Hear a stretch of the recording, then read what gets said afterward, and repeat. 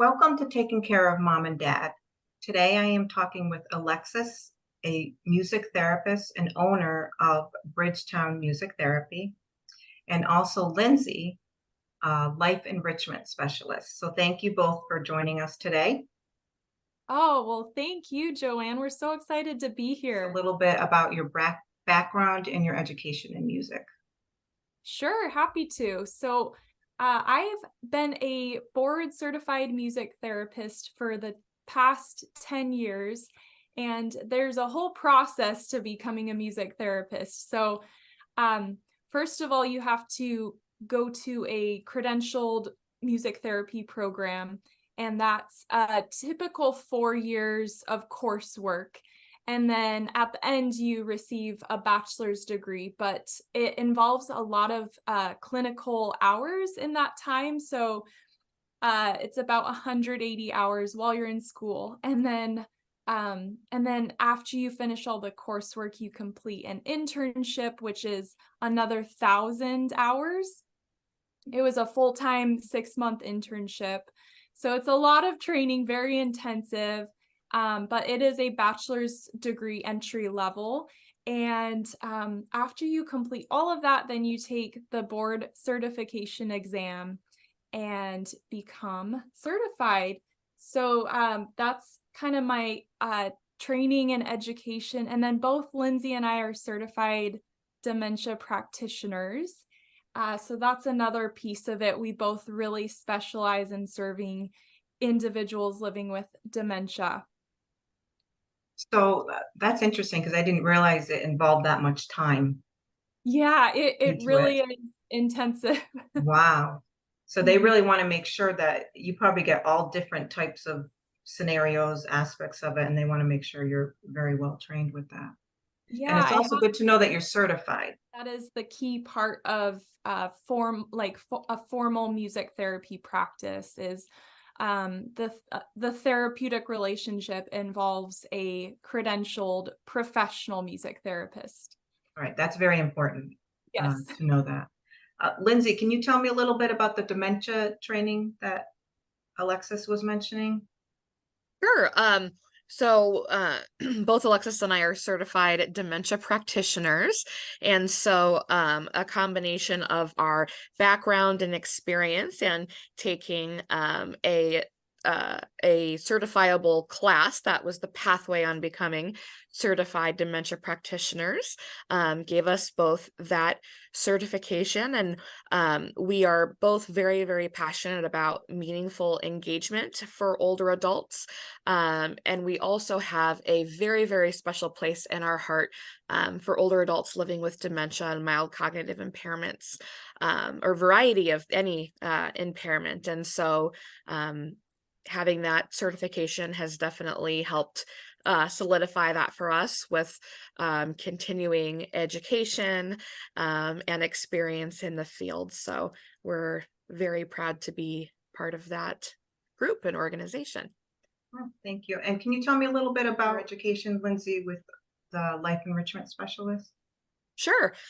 So I took care of my grandfather for 7 years and knew that I wanted to you can get paid, you can have a job in this. This is so perfect. So I've worked as a life enrichment specialist in a variety of senior living settings for over 15 years. And I took a course and a test as well to become a certified activity director. Um, and so I've taken lots of trainings over the years, certifications, but I will say, in my professional and personal opinion, the best training you can receive is life experience and having meaningful connection with older adults, and seeing those breakthroughs. We get really excited when we find things that work. So that's been the best experience, but I do also have formal education, training, and certifications. And that's good. And I find that even as time goes on, there's so many new things that are out there that it's just a constant learning for all of us, I think.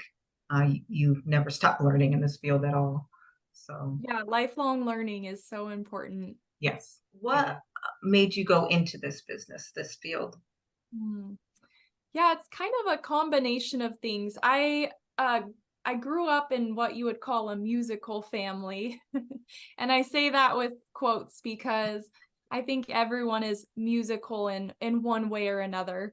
But all of my siblings and I played music. So I fell in love with music from a young age and really saw the power of it to, just uplift spirits and build confidence and all those kinds of things. Um, Build even like dexterity in your fingers. It just covers such a broad range of um, domains of functioning. And so I always loved music. I wanted to do something that involved helping people. So I thought about going the route of counseling, psychology, but then I wanted to do something that involved music, but didn't want to go the traditional routes of music education or performance.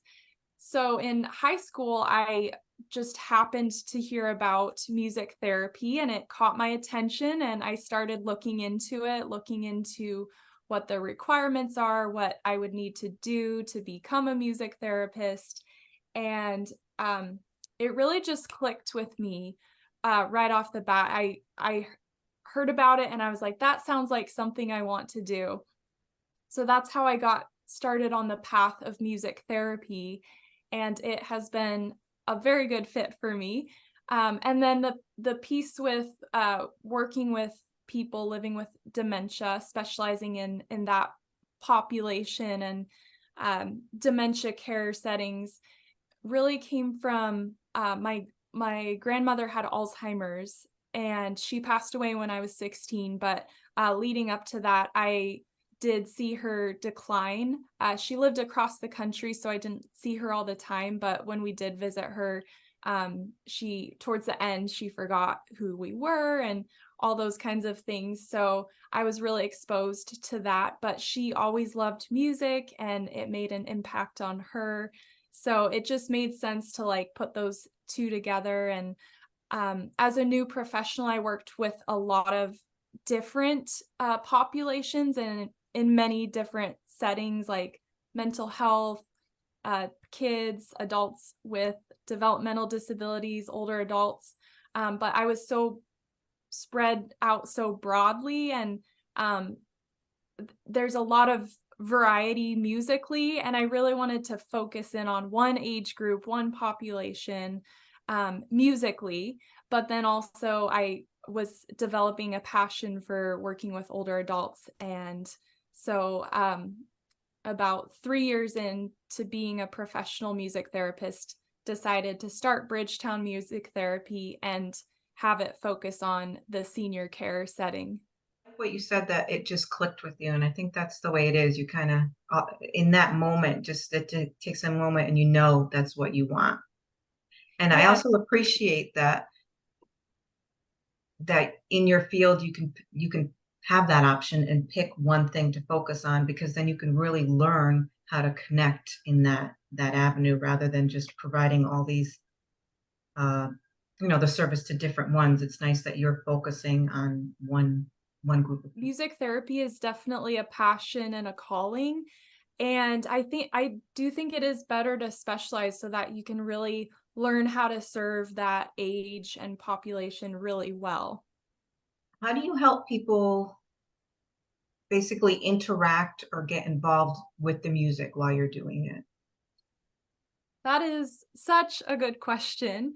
Um, Music therapy is heavily based on participation, engaging in the music. So it's to me, it's always giving them an invitation, like offering them an invitation to join me, like sing with me, let's move together. So it's really about focusing on engaging them. And there is what we call active music therapy, and that's the active participation, and then receptive music therapy, and that's more what the name implies, receiving. Right. So there are those two types of music therapy, and that depends on the setting. If you're in like a NICU setting working with newborns, that's receptive. If you're on the other end of the age range in hospice, that's more of a receptive experience too. But between all of that, there's so many different ways to engage. So it could be singing, it could be moving to music, playing an instrument, doing some music assisted relaxation is what we call it, but just using music to assist in relaxation. There's all kinds of different music experiences and activities that music therapists can provide to people, and you don't have to be a musician to participate in music therapy, to engage with it, because the music therapist really takes on the load of facilitating everything, and that's why we're trained musicians and trained in interpersonal relationships and all of that. So yeah, it's really an invitation to engage, and that can look like a lot of different ways, but a couple of examples. One way I really love helping people through music is helping them find their voice again. So it could be someone who suffered a stroke and they've lost their ability to speak, but somehow with how the brain works and how music affects the brain, they're able to sing. And that's singing is a form of communication. So it gives them a voice again. It allows them to be expressive and communicative. That must be amazing to see. It really is. It's a huge gift. Wow. Yes. Lindsey, how have you seen this in like group settings? That's a very good question. And I've actually been lucky enough to experience not only residents in a group setting experiencing music therapy from a few different music therapists, but I've been blessed and lucky enough to actually experience this with Alexis. And Alexis, her education, passion, and experience truly has stood out, and that's why I enjoy working with her. But it is absolutely beautiful to see the positive effects that music therapy has on the group of individuals. We like to say that music is magic because it feels magical, whether it's someone who wasn't talking before or someone who wasn't able to sit down and focus and have meaningful connection. I've experienced where a group is enjoying the music therapy session, and even when the music therapist leaves, even when the virtual music program is done, they remain in a positive mood, wanting to interact with their peers, and that is something short and long term that has left such positive effects and is truly so great to see. I love when music is used as a non-pharmaceutical intervention, and that is a beautiful thing that the music therapist can do. I've seen in the community setting, I've seen older adults not have to take a medication, as needed medication, because music was such a positive intervention for them. And so music's very near and dear to my heart, but like Alexis said, we're all different. We all have different skills and abilities. We all have different interests. And it's important to know what the interests are of the person that you're serving.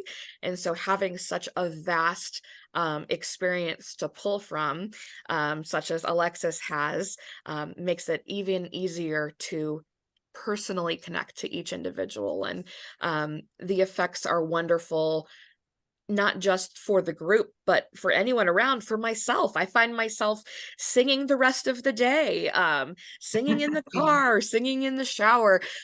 Music makes us feel good, but music also helps us connect and reminisce to certain times in our memory. And sometimes that can be it can be a sad memory. And while it's not always fun to experience the sad emotion, it's being able to truly connect to that and then bring it back up again with positivity. So for onlookers or people participating. That is why I do karaoke on the weekends, because I love music and it makes me feel good, and older adults are the same.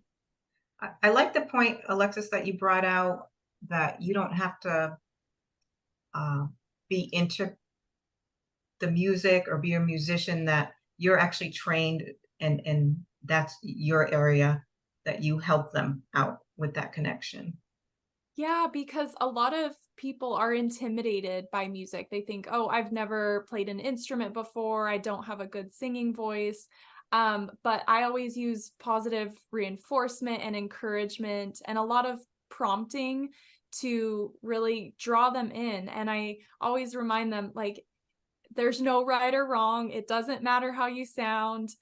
We're in this together. We're like, at the end of the day, it's about having fun, because music therapy is a fun therapy. You can benefit from it and experience progress in certain areas, whether it's music therapy is goal oriented. So it's always about seeing progress in one way or another, whether that's increasing physical movement or improving communication abilities, promoting social connections. So you can be working on these things, but having fun while you're doing it through How music. can music therapy help with managing symptoms of dementia? Another great question. There are so many intrinsic benefits, natural benefits with music. I think one of the big ones is both for the person living with dementia and the caregiver, the care partner, or care staff. It can help reduce stress and anxiety. So it can be a way to, if there's challenging behavioral issues going on, it can help redirect, relieve some of the stress from that. And singing, for example, I talk so much about singing because it has so many built-in benefits. So it can help lower blood pressure and improve mood, and it can even help.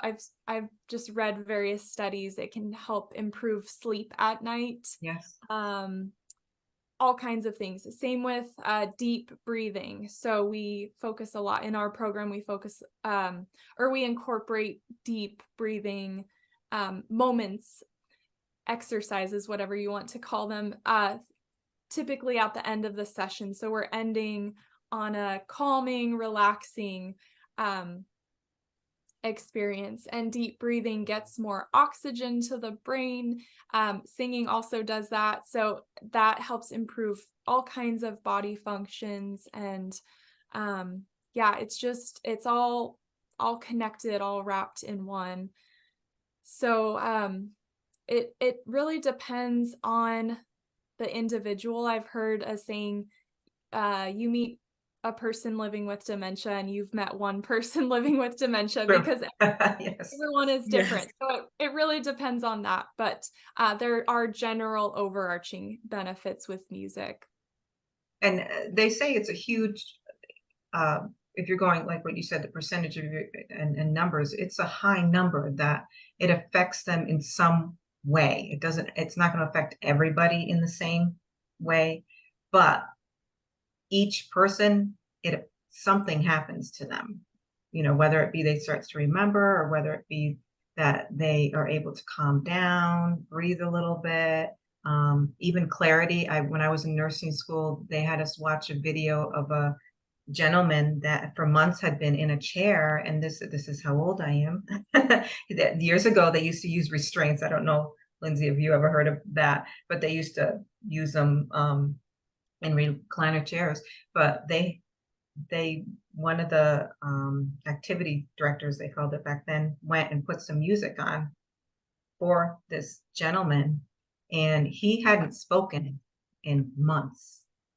And they did this continually for a couple days, and just one day he started singing, and they hadn't heard him prior to that. So this was years ago, and that always stuck with me.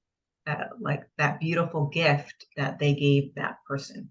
That is so beautiful. And that's, I mean, Mm.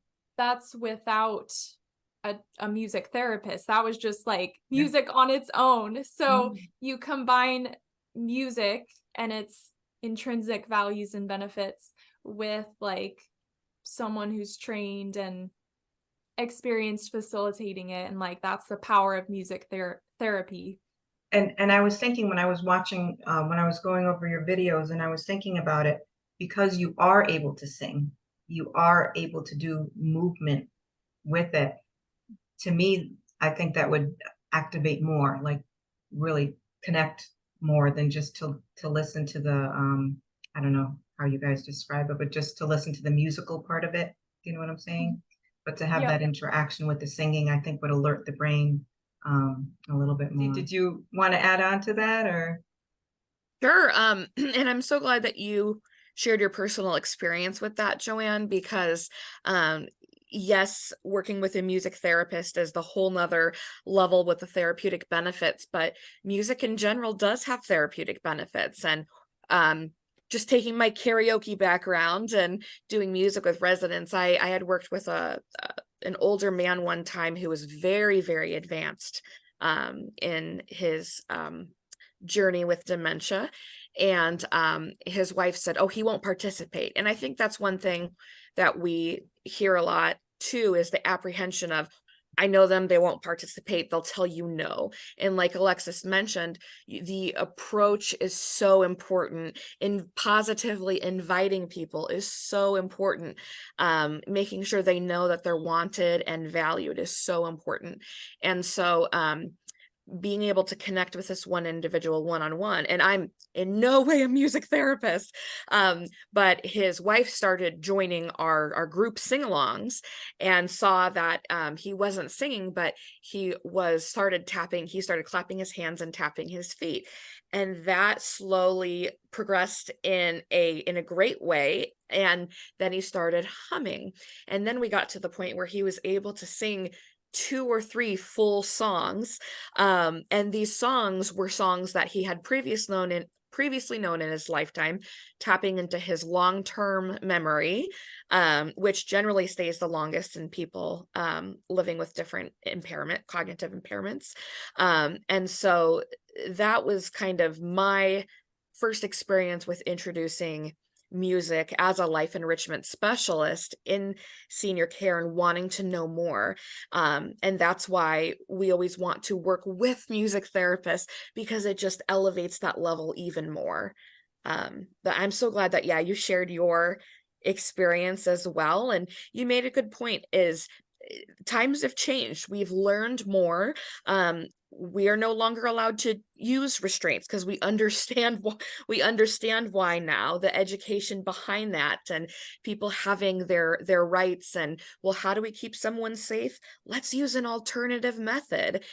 Music is therapeutic, and while music therapy can only be led by a credentialed music therapist, music can be used as therapy in a variety of ways in the care setting and at home for a caregiver and their loved one. Can you tell us about walk us through your membership and what we get when we sign up? Can you show us a little bit about that? I would be happy to. So I like to say that I am the biggest fan of our virtual music program, on Music Therapy's virtual music program. And there's actually 2 programs. The first is Singing at Home for individuals and someone who's caring for a loved one, maybe mom or dad or a spouse at home. And the second is called Music with Alexis, is for groups, communities, and organizations. Once you become a member, you get instant access to an unlimited 24/7 video music library.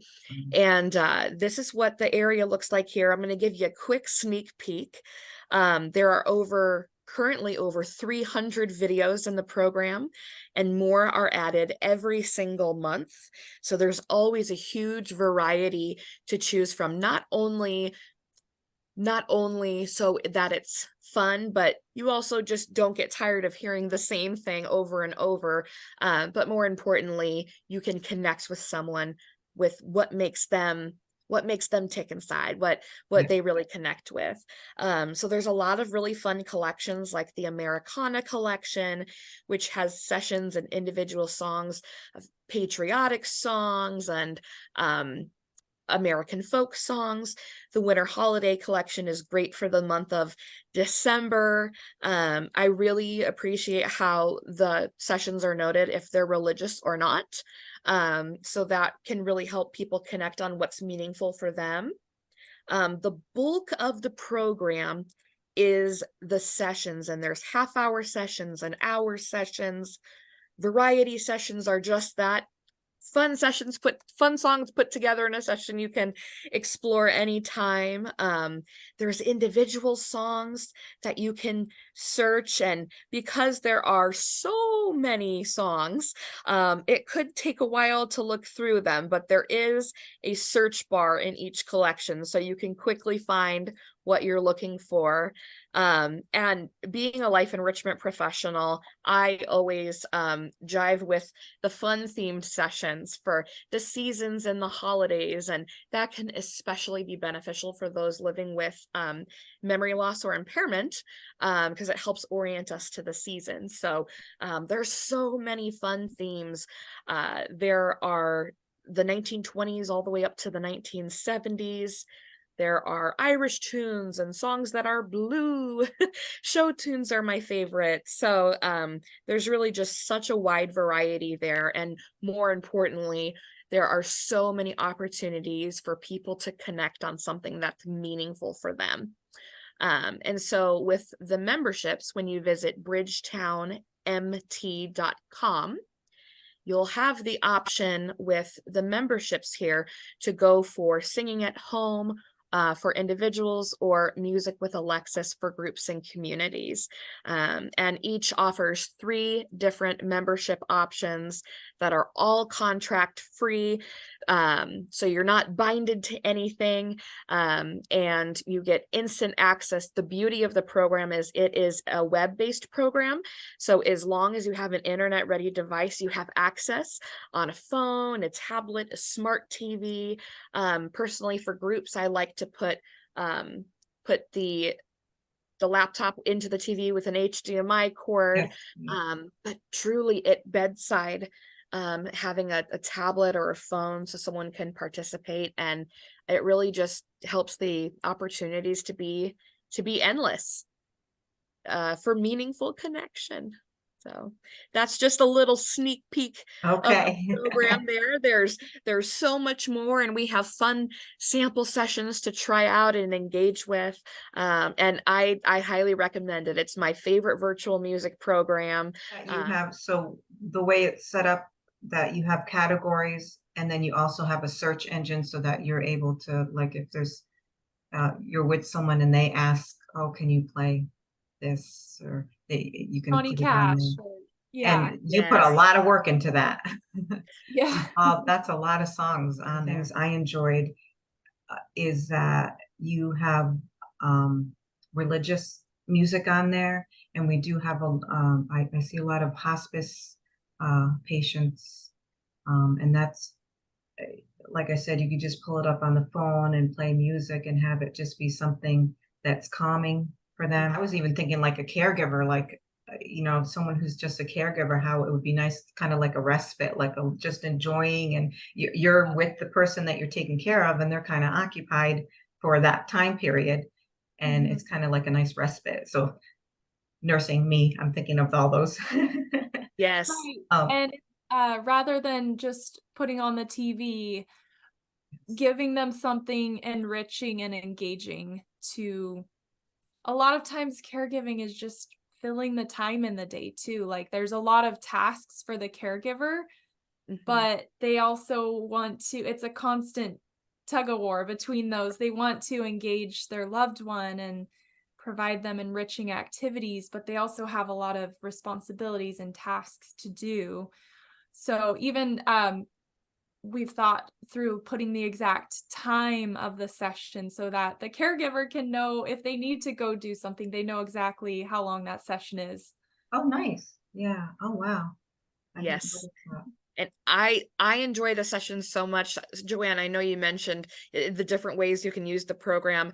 I will, when I'm sitting down to do some emails on the computer, I'll pull up a session and have the session going in the background. So I'm enjoying that Mhm. anytime. Yeah, that's what made me think of the respite. I would just love to just sit there and you just kind of, in your own little bubble. Yeah. And enjoy it that way. Well, thank you for coming. I will leave the links below so that we can all join the Bridgetown Music Therapy program.